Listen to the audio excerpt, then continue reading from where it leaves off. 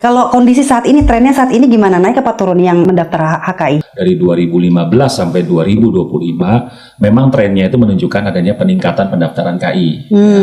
Kalau kita lihat persentase per tahunnya itu peningkatannya sekitar 18,5%, which I think it's quite good ya untuk melihat progresnya.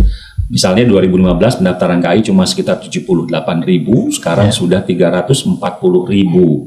Nah, artinya sudah muncul nih awareness masyarakat untuk mendaftarkan KI. Nah, semuanya mendukung supaya teman-teman di Ekraf terutama dalam segmen UMKM ini bisa mendapatkan KUR dan non-KUR, dan dana yang dilakukan pemerintah itu sangat besar loh, 10 triliun. Kira-kira manakah negara yang paling unggul inovasinya?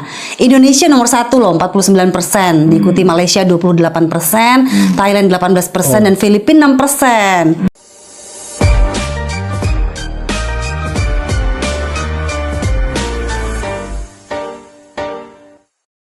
Ekraf dan Kementerian Hukum ini baru saja menandatangani MOU kolaborasi agar fondasi hukum ini lebih kuat ya, dari kreativitas berubah jadi kekuatan ekonomi. So what's the urgency? Kenapa kita segerakan penandatanganan MOU ini? Ada dua hal terutama yang memang urgent, yaitu adalah saat ini di parlemen sedang berproses RUU Hak Cipta. Tentu ini linear dengan perjuangannya para pelaku atau pejuang Ekraf, yang mana mereka berkarya berdasarkan imajinasi dan inspirasi untuk menghasilkan kebermanfaatan ekonomi, tapi harus ada yang melindungi. Nah, terus kemudian yang kedua adalah bagaimana semakin banyaknya sekarang kreator-kreator di Indonesia, anak-anak bangsa ini yang sungguh butuh perlindungan secara hukum ketika dia berkarya gitu. Dari Mas Andri gimana Mas? Kenapa sih ini harus urgent gitu, harus disegerakan? Oke, pertama kalau kita lihat Ekraf dalam struktur ekonomi Indonesia ya, itu pendapatan dari sektor Ekraf itu 7% dari PDB-nya Indonesia. Artinya mungkin hampir 1,5 triliun ya, Mas KW. Jadi menurut saya dari sisi ekonomi, this is a big opportunity untuk memboost perekonomian Indonesia. Yang kedua, tentunya sejalan dengan tusinya Kementerian Hukum, kita harus bisa memberikan perlindungan dari aspek kekayaan intelektual, perlindungan dari sisi hukum yang lainnya juga. Kalau memang dia berbentuk badan usaha juga kita harus berikan edukasi dan literasi, sehingga pada saatnya nanti ketika berhadapan dengan hukum tidak ada lagi ambiguitas dan juga tidak ada kepastian hukum, sehingga mereka bisa terlindungi. Yang ketiga, harapan terakhirnya, kalau kita bisa melindungi secara hukum, maka dampak ekonomi dari semua karya-karya teman-teman di bidang Ekraf ini bisa kita optimalkan lagi. Karena harusnya kepastian hukum nanti itu sejalan dengan pelindungan hak ekonominya, begitu kira-kira. Kalau kondisi saat ini, trennya saat ini gimana? Naik apa turun yang mendaftar HKI? Ya, jadi gini, sebenarnya kalau kita lihat tren 10 tahun nih Mas KW ya, teman-teman 1 dekade DJKI saya lihat di data dari 2015 sampai 2025, memang trennya itu menunjukkan adanya peningkatan pendaftaran KI. Kalau kita lihat persentase per tahunnya itu peningkatannya sekitar 18,5%, which I think it's quite good ya untuk melihat progresnya. Misalnya 2015 pendaftaran KI cuma sekitar 78.000, sekarang sudah 340.000.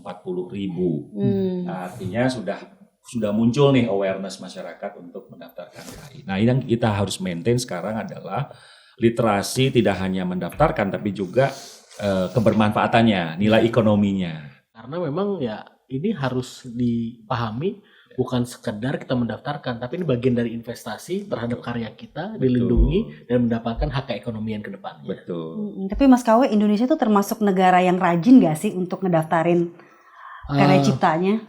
Saya dengan data yang dari Mas Andri barusan, kalau kita lihat sebelum-sebelumnya mungkin kurang rajin. Sekarang kita harus memang penetrasi ke para pejuang Ekraf, pelaku Ekraf di daerah yang punya brand, yang punya merek, yang punya karya cipta, bahwa ini ada investasi besar masa depan dengan mendaftarkan hak cipta.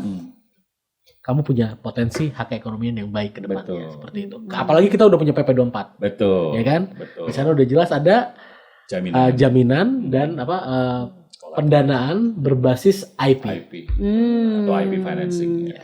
Jadi kalau tadi kata Mas Andri bukan literasinya lagi, jadi apanya dong yang mesti kita leverage lagi? Oke, jadi kita kan tujuan akhir untuk menjadi bangsa yang hebat itu kan bangsa yang makmur dulu ya, artinya sejahtera, welfare, well-being kita akan diukur di situ. Nah, oleh karena itu teman-teman Dekraf juga harus melihat bahwa sebelum bisa mendapatkan tingkat kesejahteraan lebih baik, mereka harus dulu daftarkan seluruh karya ciptanya, seluruh produk-produknya itu dalam rezim kekayaan intelektual di Indonesia, baik itu hak cipta, merek, paten, dan seterusnya. By doing so, mereka akan masuk dalam aturan berikutnya terkait dengan dukungan pemerintah untuk diberikan jaminan untuk agunan kredit. Nah, sekarang sudah disetujui oleh Kementerian Keuangan dan Menko Perekonomian, diperjuangkan juga oleh Bapak Menteri Hukum dan kawan-kawan di DPR. Jadi semuanya mendukung supaya teman-teman di Ekraf terutama dalam segmen UMKM ini bisa mendapatkan KUR dan non-KUR dan dana yang dilakukan pemerintah itu sangat besar loh, 10 triliun.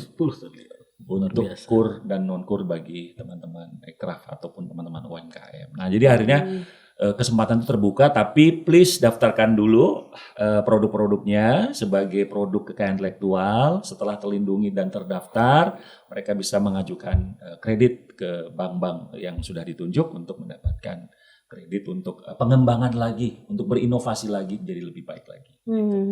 Baik, kan ini MOU udah nih Mas KW nih. Target konkretnya apa nih? At least 12 bulan ke depan. 12 gini, jadi pasca kita melakukan MOU hari ini, yang pertama adalah saya tadi udah minta ke bidang satu itu OKK, organisasi kaderisasi kelembagaan yang membawahi DPW wilayah cabang, itu untuk berkonsolidasi bahwa kita harus ada 2 orang setiap DPW dan DPC yang memang dedicated untuk mendorong pengimplementasian ini. Apalagi kita bicara soal hak cipta, di sana bicara paten, bicara brand, dan di sana yang lagi rame sekarang bicara turunannya banyak. Jadi memang itu harus ada yang dedicated untuk hal ini.